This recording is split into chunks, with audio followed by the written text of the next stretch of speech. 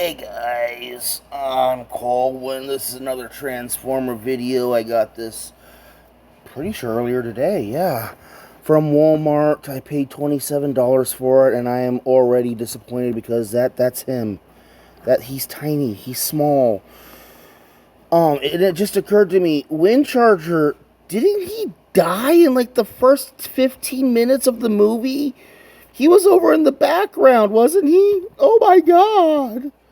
Yeah, there's the smashed spaceship even. And Windcharger uses magnetic powers to fight the Decepticons. He used them and he died. So apparently he's got a gun and he's got some type of effect part. So that's going to be cool to see how that works out. So let me go ahead and get this guy out of the packaging. Okay.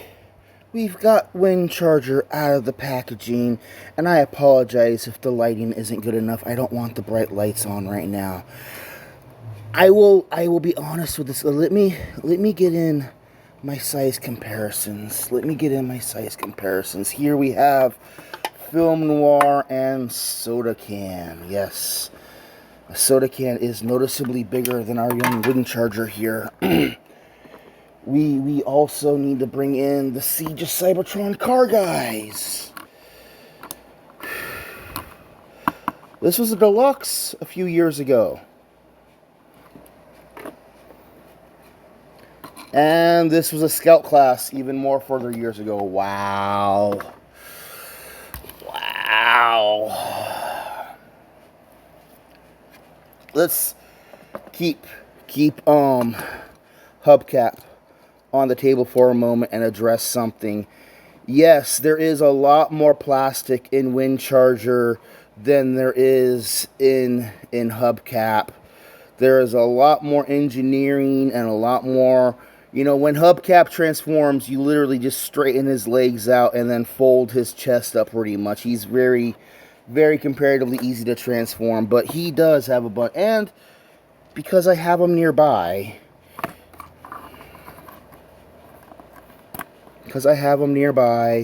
my Legacy G... Excuse you? You okay there, Optimus buddy?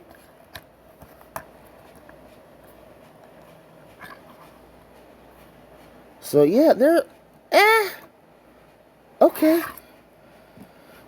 So, Windcharger himself, he does come with two accessories. He comes with this pretty standard blaster pistol that I'm pretty sure is effect part compatible. Let me, open up my box of effect parts here and we will grab one out. Oh yes, there we go. He is absolutely Bloosh compatible. Unfortunately, there are surprisingly no Bloosh points on him. There's not even a 5mm peg port to store weapons. We do have this interesting effect part that I had in his chest, which is some type of gravity field emitter thing. It looks like something Shock Blast from Spider-Man would use. Looks like a yellow spider web almost. And this does fortunately have very decent storage on his back, which can also work as like, ooh, jetpack gravitational power, I don't know. And you can store his gun. Hasbro, guys, that... I know he's a robot, but that's literally his butthole. Come on, guys. That's his exhaust port right there. He's got a surprisingly clean backpack. He has zero vehicle kibble anywhere, really. And there's a really good trick to how he does that.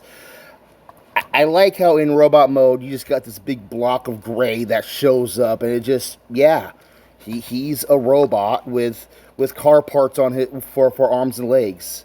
That's great. That's how a Transformer really should be, you know. He's a robot in disguise. Articulation-wise, he does have this ugly, bulky block head that's kind of like Motor Master, so he's only got the 360 spin, but back here, he's got a little lever. You can make him look up and down. You know what? That is acceptable.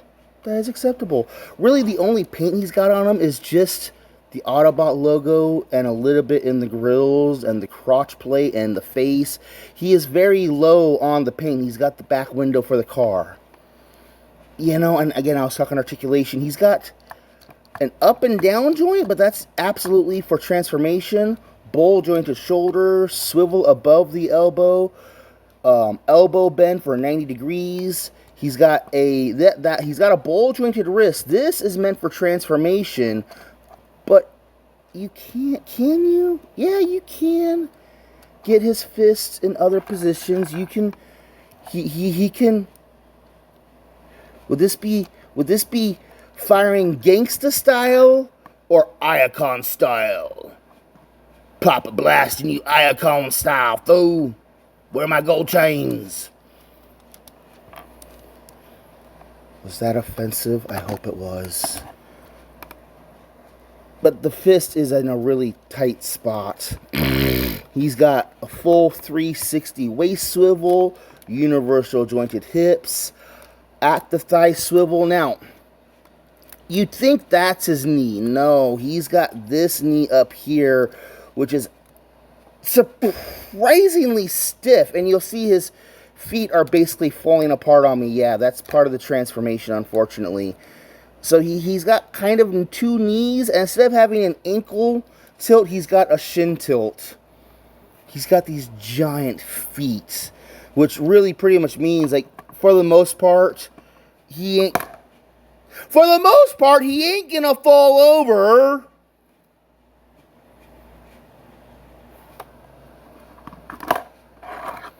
Okay, so part of why he falls over so easily is that he really has no heel spurs at all. It's all front facing. Yeah, you'd think for such big feet he's not gonna fall over. Okay, so let's go ahead and get into transformation, shall we, please? So first, you're going to take his fists, and you're going to tuck them back behind the door panels. You're going to come up here to his shoulders, and we need to spin these wheel wells around. Come on. My fingers aren't wanting to cooperate. And that's going to line up the door panels. His head just stays right there, which is kind of a shame. We're going to pull the back panel away on this double hinge. You see that double hinge up in there? Now, when you're transforming into robot mode, there's actually a slot that goes onto that tab there, but we need to get this up out of the way so that we can bring the shoulders up and then tuck the fists up underneath. So, bring that up, tuck that in, then we can put the window down like that. Do I need to twist the waist? I don't think I do, because then we're going to come to the back legs here and we're just going to fold the entire car out of his legs. Do we know? Does anybody want to hazard a guess? Come on, down below. Take a guess. I'll give you a moment. Where did this transformation come from originally? It was the Transformers Prime Viacon. Not even first edition. It was the regular edition that did that. Okay, now that we have the legs all stretched out, and like, look how long he is now. That's hilarious. We're going to use those fake knees, those mistaken knees, to bring the entire cover back over, locking it down in place. Storage for weapons real quick. We will take his gravity field and peg that on the front there, and then his gun. It's kind of annoying to get it in here. Okay, it was annoying for me the last few days I've been playing around with him, but there's the gun. Is it supposed to go the other direction though? I thought it was, oh. Okay, yeah, that's why I was having issues. I want to point it that way so it looks like an exhaust pipe, but they need it stored this way so that it fits inside. And now it's an exhaust pipe going the wrong direction. I don't know. But there we have Windcharger in vehicle mode. Alright, so let's bring back in Scourge and Hubcap. And in vehicle mode, he scales fairly nicely. I do like the way he scales. But, and again, there's a lot more plastic, there's a lot more bulk. You can definitely, he weighs easily, Windcharger weighs easily twice as much as hubcap here. So, let's bring in the Siege car guys.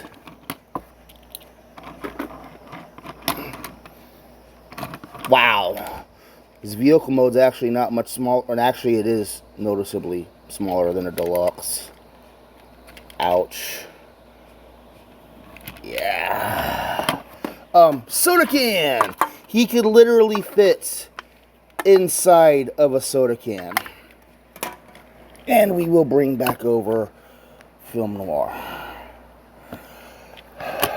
Did I bring in? Here we go. Don't get used to seeing G1 Optimus here, but yeah, okay. Vehicle mode. Take the blaster effect off.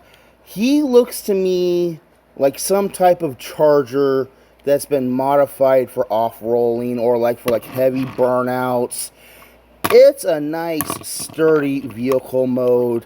Everything compacts nicely. We do have visible head mode, but I mean, he's you know, got some nice silver paint on there. Nice paint and good storage for the accessories. He rolls around nicely.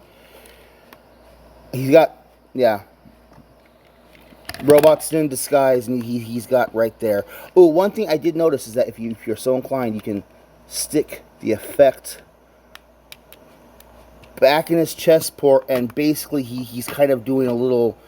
It'd be nice if he could be weighted enough to float. Now, really, the annoying thing is he's got these weird holes. That's where they put the clear plastic in there. They could have just painted it blue. Should you go out and get one? I paid $27 for this guy. And I am actually in the price. I would rather have spent like 20 bucks for this guy. Hasbro needs to either bring back a lower price point for these noticeably smaller deluxes, or, and you know, here's comparison to another Studio Series, because he's nearby. This is Studio Series Transformers 1 Bumblebee. Look how much bigger Transformers 1 Badassatron is next to this guy. Not only is he noticeably bigger, he's noticeably taller in robot mode, and he's got more accessories. Although, holding them in hand, Windcharger still feels noticeably heavier. So, like, maybe I'm still on the fence about this stuff. Either it's my engineering or my height. I don't know. I cannot recommend this guy at the full $27, $30 that they're asking. If you can try and wait for him to come down and get him for about 20 bucks, you know what? Yeah, at 20 bucks he's good. He rolls around nicely. He looks good. He's another character to add to my background group of mini bots. God, I should gather together my mini bots and have them all in a video together, a little clip to go with my comparisons. Huh? I should do that. I'm Colin. I have been talking about Transformers. What is it now? Transformers, the movie Studio Series Windcharger. It's an alright figure, but you should really wait for him to come down in price. Don't pay full price for him. Thank you guys for watching. Bye-bye.